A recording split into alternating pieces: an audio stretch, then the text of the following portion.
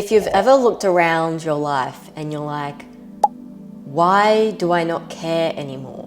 Why do I feel numb, like nothing matters? Then this video is for you. You're not broken, you're not lazy. This is something much deeper than being broken or being lazy, that of which you're not. What it is apathy. And apathy is a true silent killer for ex-athletes, meaning like you're not really aware, but slowly and surely over time, it starts to affect you more and more and more and more and more. So let's talk about what it really is and break that down a bit, and also, and more importantly, what you can do about it. Now, apathy, it is not sadness, it is not exhaustion, it's just this blank feeling of, why do I not really feel anything anymore? No motivation, no passion, no joy. Right now, you could be lying in a mansion or scrolling on your phone, but inside, you feel dead. And for ex-professional athletes, apathy, it hits very hard, because your whole life as an athlete was based around like the fire of competing, winning, training. And now the fire has burnt out. And unfortunately, if you're watching this video, no one's told you what to do about it. Psychologically, there are 5 different types of apathy, and it's really important you understand the various ones and also the effects that these different types of apathy have on ex-professional athletes, because the awareness and the understanding truly is the first step to healing with many mental health things. The first one is emotional apathy. It's kind of like the feeling of, I don't feel anything anymore. Essentially what it is blunted emotions and the inability to feel joy, but also the inability to feel like sadness, the inability to feel excitement, the inability to truly feel emotions. And for ex-athletes, this one, emotional apathy, is extremely common, and it hits really hard because for years and most likely decades of your life, you have suppressed emotions because that's what you had to do as an athlete to push through and keep going and get to the next level. So as I say in many videos, it's something that served you as an athlete, but within your healing journey as an ex-athlete, it does not serve you. The suppression of emotions. Essentially, it shows up as emotional numbness. And even in events like birthday parties, celebrations, things that previously would make you feel strong emotions, they don't have the same effect anymore. A common athlete thought that you have probably bought into this life after sports, because a lot of the beliefs stimulate your thoughts. So a lot of the beliefs and thought systems that you have from being an athlete, you still have, and a lot of them you're not aware of because of the mentality and lifestyle of being an athlete. But a very common thought process is, what is the point of feeling anything if it doesn't lead to performance, or it doesn't lead to winning, or it doesn't lead to some sort of external validative outcome, right? The second one is behavioral apathy, which is where you can't get yourself to physically do anything. This is essentially characterized by a lack of motivation, okay? Which is the inability to start something or the inability to follow through with something and actually complete the task. The reason being for this, and it is really common, is in post-retirement, you lose your athletic routine. That's one reason. And then the other reason is you also lose the coaches and other people or other events being the stimuli for you now doing a task. So your ability to start tasks and follow through with tasks yourself is in many ways a new thing to you. What this is called is self-led action. Even as an athlete, your training and where you trained on your own and things like that, Yes, that was self-led action, but remember, you did have coaches telling you every day to do this, to do that, improve in this, whatever. You had events to lead up to, you had goals, and it was like, so there was like external reasoning for even those self-led actions, okay? And because all of that structure of not only routine, but coaches and events and things to kind of live up to, because all of that's gone, your self-led action is something truly new for you. Please understand though, this is not laziness, okay? It is your nervous system in survival mode, okay? When we're in survival mode, we have a fight or flight response, but we also have a freeze response, which is where you freeze, okay? And so you're not trying to fight anything and you're not trying to fly away from anything. In this case, you're just freezing, okay? Because you feel like you're in a state of survival because you lost your career, you have no clue what to do, maybe you don't know who you are, you're going through all these other emotional and mental battles, and so you freeze. And so physically that shows up as the inability to do a task or complete a task. And a common athlete thought here that you might have carried into your life as an ex-athlete is, if I'm not working towards a competition, then why do anything, right? Because in your mind, most likely, in my mind previously, competing or performing and being in that athletic world was such a higher level of like success and achievement than the life that then I was exposed to post-retirement, right? And so it just doesn't really, the tasks and things that you can and should be doing, right? Or what others are telling you you should do, comparatively, they don't feel like a big achievement anyway if you do them. And that's essentially your own definition of what success means to you. So I encourage you watch the redefining success video because that will really help you at the end of this video. The third one is cognitive apathy. And this is basically the I don't care to think deeply or plan out things deeply or properly. Okay, so it's your cognitive numbness, kind of like brain numbness in a way, if you want to use some very basic terminology. This version is all about mental disengagement, okay? So you probably face a huge trouble making decisions, planning goals, or even just planning, to catch up with a friend, planning anything, right? And this is because as an athlete, a lot of things were pre-planned for you. Your classes, your coaching sessions, maybe you had managers, literally everything was planned for you. Even my plane tickets were planned for me, okay? All I had to do was rock up to the airport on time. My train tickets were planned for me, okay? Where I was gonna live was planned for me. Every single coaching class I did was planned for me, okay? And so when all of this planning and decision-making structure that you had is evidently not here anymore, a lot of ex-athletes will experience decision-making paralysis, or simply like a foggy mind where you're trying to make the decision but you just can't come clear to making that decision, okay? Or the clarity of what a decision should bring you. And the brain essentially says that nothing is worth the effort anyway, because you feel apathetic, you feel emotionally numb, you might be physically numb in your actions, and then cognitively you're numb as well, okay? The fourth one is social apathy. You may not care to be around other people or just be in other people's presence anymore. What I mean by this is it doesn't bother you whether you are in their presence or you're not in their presence. You just don't care.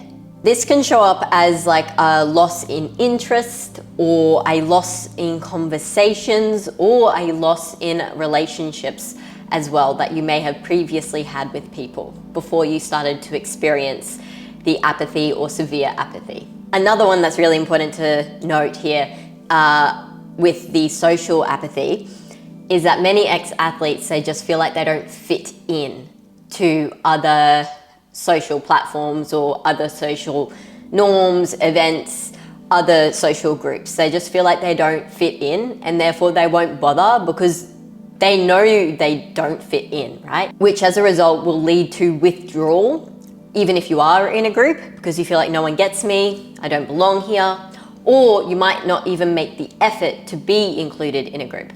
I know when I went to university, I couldn't care less about how many friends I had. I didn't even care if I had no friends. Like, I just didn't care. Long story short, I had two really, really great friends when I was at university, but it wasn't a forced connection, and it wasn't like this huge group. It was literally just the three of us, right? And I remember my first day of uni, and I had this biology class, and I was in the biology lab, and this young girl, thing is, I look quite young in my face. I get told that. I don't know, I do have severe wrinkles, but chances are I'm older than you think I am. Anyway, I went to university. First day, I was in this laboratory biology class, and this young girl, who probably thought she was the same age as me, comes up to me and she says, "Oh, so what school did you go to?" You know, and it was quite a high-ranked university, so there were a lot of university students there from private schools. Nothing against private schools, but they are also in their own little world, right? And they probably stayed in their own city and was raised in their own city. I lived all over the world. I had a very different life to what is considered normal, okay? And so for her to ask me, well, oh, what school did you go to? I was like, oh my God, like in the back of my brain, I was like, as if what school, educational school, as if what educational school I went to matters. Like for me, the status of what school you went to does not matter to me, okay? And therefore, what school I went to, it also didn't matter to me, because in fact, my biggest achievement was doing year 11 and 12 in 7 months after not touching a textbook for 7 years. Okay? So that's what I felt like saying to her, because I was like, oh my God, here we go. But all I said was, oh, I just did this course. And she was like, oh. And so, you know, that was a perfect example of like, yeah, okay, first insight, most likely I'm not going to fit in here, okay? And so that led to the withdrawal. I know I got invited to like a party a couple of times that, you know, certain students would put together. I just never went. I just couldn't care less, you know? And I think part of that was also, there's certain conversations that people will have that I just, because my environment was different, there's certain conversations that I just don't get, or like I have no knowledge about.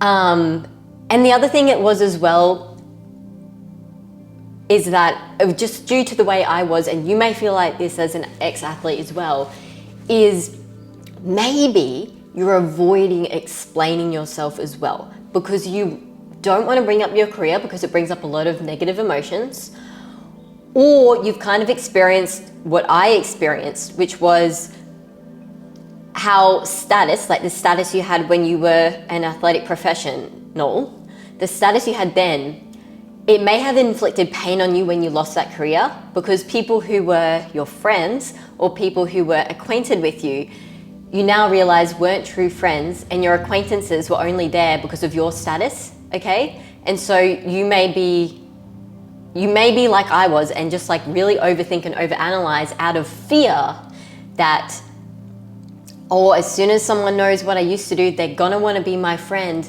rather than value the person I am, rather than value my morals or my values and just my personality.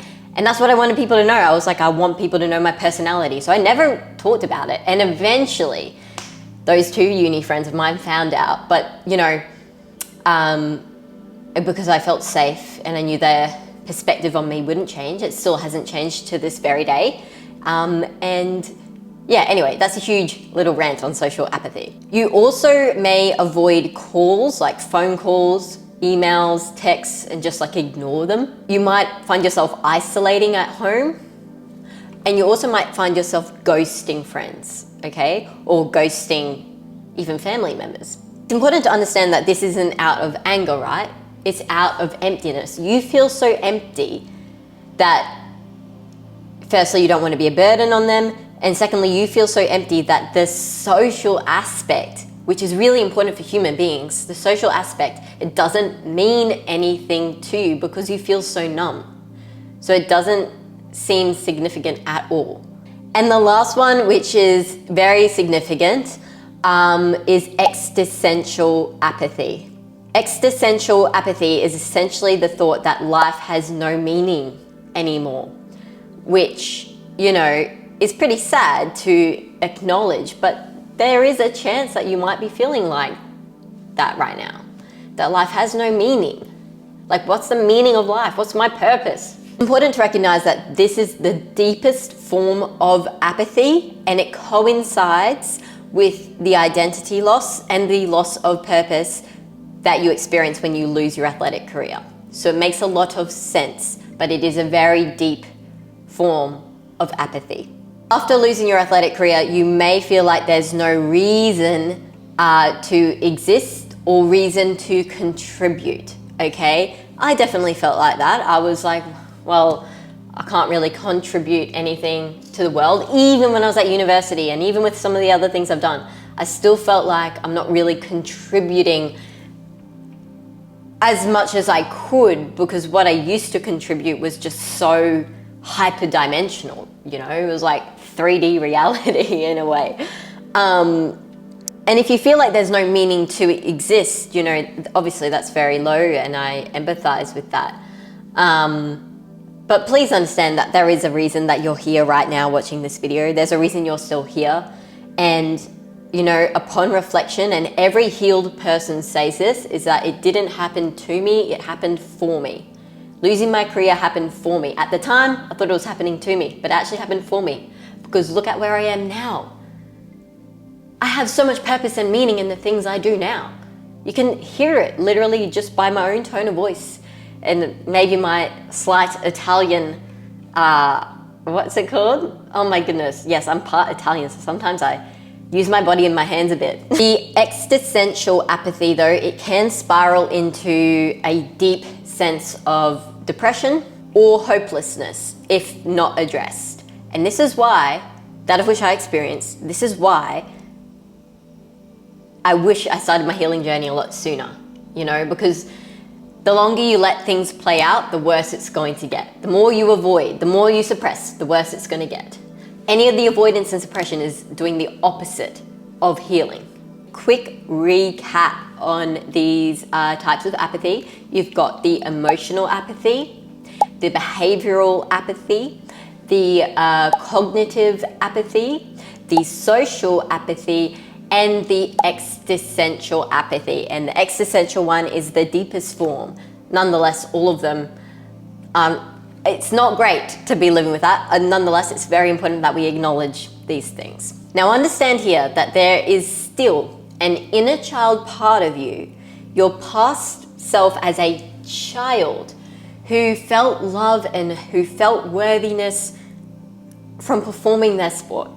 And when that identity, that part of you was taken away, you were left wounded.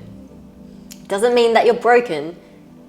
And, you know, if you talk to anyone and you get to know anyone on a deep level, everyone has scars and wounds, whether they were an athlete or not, okay? Nonetheless, when you feel these wounds, for example, when you're in different stages of apathy, it makes you feel abandoned, okay? It's like you abandoned yourself, even though you didn't mean to. So now your adult self, the adult you are now, feels lost, you feel disconnected, and you also feel like you're not meaningful anymore. And the real reason as to why you feel like that is because no one taught you how to sit down with this wound. And you have been distracting yourself with whatever, food, Netflix, scrolling on social media, or maybe you've been distracting yourself with nothing, but in doing nothing, you're not truly becoming aware of what you're struggling with, okay? And this is not because you're weak, okay? It's because your nervous system is burnt out and your nervous system is in freeze, okay? I don't want to fight, I don't want to flight, so I'm just going to freeze. I'm just going to be numb. And therefore, whether something good happens or whether something bad happens, I just don't feel it. Now, how to fix apathy and how to heal apathy is firstly understanding that you don't need to fix apathy by pushing harder. And by pushing harder, that will not fix apathy. Pushing through emotions and beliefs and thought patterns and all that, that's something you did as an athlete, which is also part of the reason why you feel apathetic now. So that's what you should not do. You fix apathy by reconnecting. Reconnecting to yourself, to your higher self, if you want to put it that way, and to your true purpose and your new purpose. That of which is here. It is here right now. It is inside you right now. It's just up to you and your ability to tap into that. And often people need, support from a professional to help do that. And in saying so, there is a part of you that still exists underneath the pain, okay? And this kind of coaching with a professional, what I'm talking about now, is something that I help people do. Nonetheless, here are 3 things that you can do today to help heal the apathy. 1 is to acknowledge what you've lost. Write it down, mourn it, grieve it, feel it. Number 2 is to reconnect with your body. Not by being invasive with it, but by allowing it to breathe, doing some walking, doing some yoga, doing some calm, gentle movement. And lastly, get curious instead of critical. Ex-athlete, if you were a successful athlete, you probably have a great inner critic, which served you very well as an athlete. It does not serve you as an ex-athlete though when you were trying to heal. Instead, it blocks you and stops you from healing. So ask yourself, what are you avoiding feeling right now? Because emotional numbness is also the avoidance of feeling. It's not that you don't have feeling in you, it's just that you're avoiding feeling. To finish off here, you might feel like your best days are behind you, but I promise you that they are not. Firstly, you are still here and you are watching this video, which says something. And secondly, there is a new version of you who is actually your most true, authentic self that has always been inside of you, waiting for you now that you've finished your sport. And this is exactly what I help ex-professional athletes with. If you earned 6 figures or more with your sport, but now you're stuck, you're lost, and you're emotionally numb, meaning apathy. Apathy is another word for numbness. Just to wrap it up here. I see you and I can help you rebuild not only you, but your purpose. That fire that you feel when you wake up out of bed, loving what you do, knowing who you are, that can be refound in a different form, I assure you. And how you find this identity is from the inside out, not the outside in.